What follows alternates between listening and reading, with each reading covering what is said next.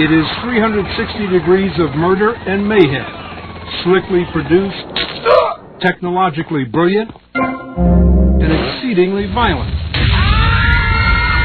And now it's at the center of a civil lawsuit involving the murders of 3 men in the small town of Fayette, Alabama. They were gunned down by 18-year-old Devin Moore, who had played Grand Theft Auto day and night for months. Attorney Jack Thompson, a longtime crusader against video game violence, is bringing the suit. Are you saying that Devin Moore shot 3 people in the head because of a video game? What we're saying is that Devin Moore was, in effect, trained to do what he did. He was given a murder simulator. He bought it as a minor. He played it hundreds of hours, which is primarily a cop-killing game. It's our theory, which we think we can prove to a jury in Alabama, that but for the video game training, he would not have done what he did. Along the way, Moore had grabbed a set of car keys. He went out the door to the parking lot, jumped into a police cruiser, and took off. It all took less than a minute, and 3 men were dead. The video game industry gave him a cranial menu that popped up in the blink of an eye in that police station, and that menu offered him the split-second decision to kill the officers, shoot them in the head, flee in a police car, just as the game itself trained him to do. After his capture, Devin Moore is reported to have told police, quote, "Life is like a video game. Everybody's got to die sometime."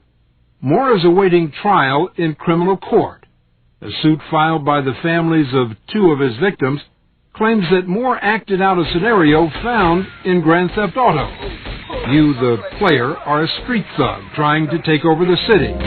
In one scenario, you can enter a police precinct, steal a uniform, free a convict from jail, escape by shooting police, and flee in a squad car. I've now got the entire police force after me. You have to eliminate all resistance. Nicholas Hamner, a law student at the University of Alabama, demonstrated Grand Theft Auto for us. Like millions of gamers, the overwhelming majority, he says he plays it simply for fun.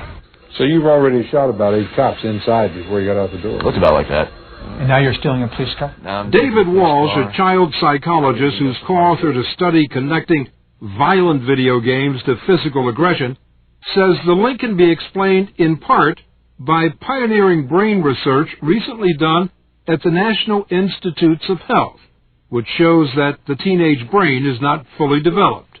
Does repeated exposure to violent video games have more of an impact on a teenager than it does on an adult? It does, and that's largely because the teenage brain is different from the adult brain.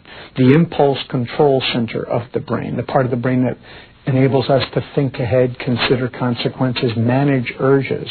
That's the part of the brain right behind our forehead called the prefrontal cortex that's under construction during the teenage years. In fact, the wiring of that is not completed until the early 20s. Walsh says this diminished impulse control becomes heightened in a person who has additional risk factors for criminal behavior.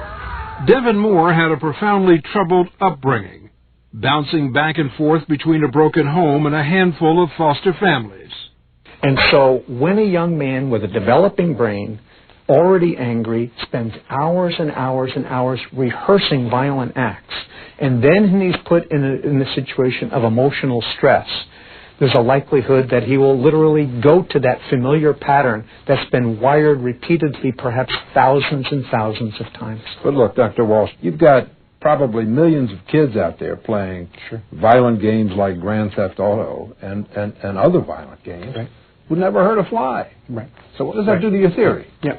Well, not every kid that plays a violent video game is going to turn to violence, and that's because they don't have all of those other risk factors going on. It's a combination of risk factors which come together in a tragic outcome.